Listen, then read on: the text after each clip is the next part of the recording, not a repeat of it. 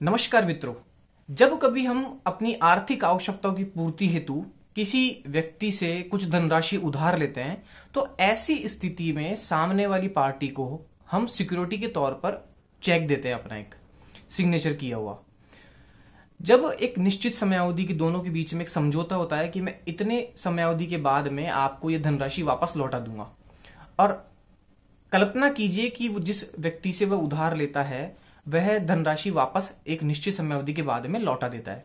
ऐसी स्थिति में जो उसने सिक्योरिटी के तौर पर चेक दिया था वो उसका हक होता है कि वह अपना चेक वापस ले। अब यहां से जो फ्रॉडबाजी होती है, धोखेबाजी होती है,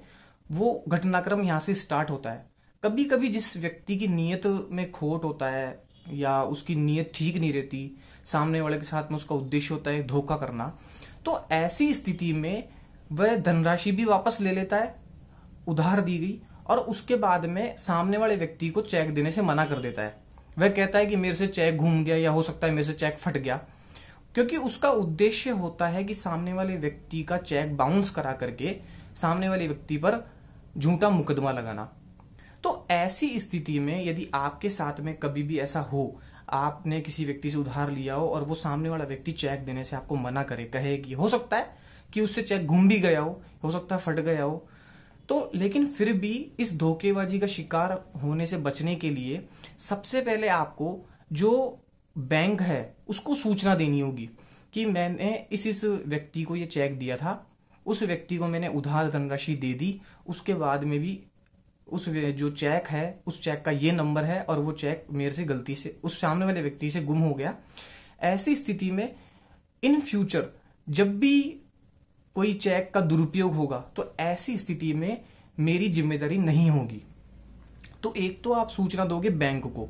और दूसरी सूचना आप दोगे अपने नजदीकी थाना क्षेत्र वालों को। उसमें एक एफआईआर दर्ज कराओगे आपके चेक गुम हो जाने की, और सामने वाले व्यक्ति भी ये उसमें एफआईआर में लिखेगा कि मैंने इस व्यक्ति को चेक दिया था और मैंने ऐसे ऐसे ऐसे ये चेक का नंबर है जो कि गुम हो गया। भविष्य में यदि किसी प्रकार का इस चेक का दुरुपयोग होता है तो मेरी किसी भी प्रकार की जिम्मेदारी नहीं होगी। ऐसा करने से आपका यह बचाव होगा कि जब कभी सामने वाले व्यक्ति की नीयत में खोट होगा, वो चेक बाउंस कराना चाहेगा, तो ऐसी स्थिति में आप पर किसी भी प्रकार का मुकदमा दायर नहीं होगा। क्योंकि हम जानते हैं यदि कोई चेक बाउंस हो जाता है तो चेक बाउंस होना नेगोशिएबल इंस्ट्रूमेंट एक्ट की जो धारा है 138, उसमें एक क्रिमिनल ऑफेंस है, कानूनन अपराध है, जिसमें एक व्यक्ति को 2 साल की सजा, साथ में ही जितनी धनराशि का चेक बाउंस हुआ है उसका डबल आपको भुगतान करना पड़ सकता है। तो यदि आप चाहते हैं इस तरह की धोखेबाजी का शिकार आप ना होवे, तो जब भी आपका चेक आप किसी को दे रहे हो तो वापस उधार दी गई धनराशि देने के बाद में अपना चेक वापस प्राप्त करें। और यदि चेक नहीं मिलता है तो ऐसी स्थिति में वो चेक गुम हो जाने की सूचना अपने बैंक को और अपने आसपास के थाने वालों को जरूर सूचना करें। उम्मीद करता हूं यह नॉलेज आपको समझने में आसानी से आई होगी। धन्यवाद।